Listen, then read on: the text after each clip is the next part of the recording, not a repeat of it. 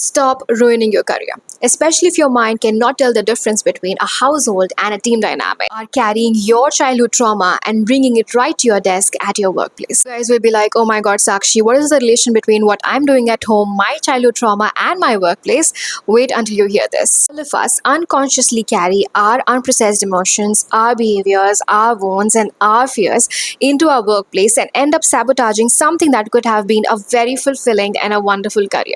First one is people pleasing. Well, if you're one of those kids who had to prove their worth time and time and again by performing and whose job was to ensure that everybody in home was happy, then guess what?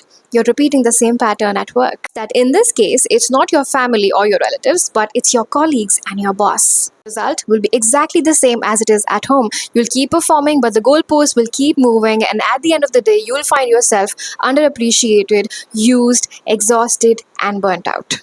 Now, the second category is the workaholic. If you as a kid were never encouraged to express your emotions, if you were always suppressing your sadness, your anger, your frustration, and if you were distracting yourself with all kinds of play, with studies, or simply isolating yourself and running away from the situation, then you are going to grow up to be a classic workaholic. At work, if you face a backlash, if you have a dispute with your boss, your colleagues, you are not going to process that emotion. You will simply keep working, working, and working until all those emotions have drowned down and forgotten. At the end of the day, you'll feel empty, you'll feel dissatisfied, you'll feel unhappy despite having achieved some of the greatest things in the world and in your career. Third one is the control freak or a narcissist or the scary boss. If as a kid you had absolutely no autonomy over what you did or what you didn't do, then you might fall in this category. These kind of individuals who've had no say in their life will ensure that everybody does everything that they want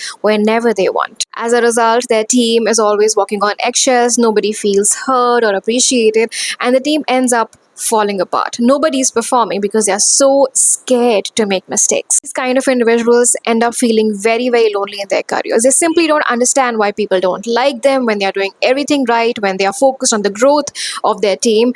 But it is their controlling strategies and their tactics that keep people away from them, at least 1 feet. Last one is the pushover. Now, this is the nice kid, the good kid, the kid who was always tricked and manipulated into doing what other people wanted him to do. This kid thinks that whatever other people are saying or thinking or doing is right, and they have absolutely no faith in themselves. At a workplace, these individuals do everything that they are being asked to do. They absolutely don't question, and in case they're doing something that their heart is not aligned with, they simply don't do anything about it. Every day, they keep on doing things that is exactly in the opposite direction of where they want to go in life. Such kind of individuals have a very low self-worth, they have self-esteem issues, they feel insecure, they're not confident, and after a point in time, they stop thinking on their feet, and they have absolutely no innovation, they have no opinions of their own. If you feel that the content resonated with you, you can go ahead, go online, take quizzes, and try to understand what your childhood patterns are.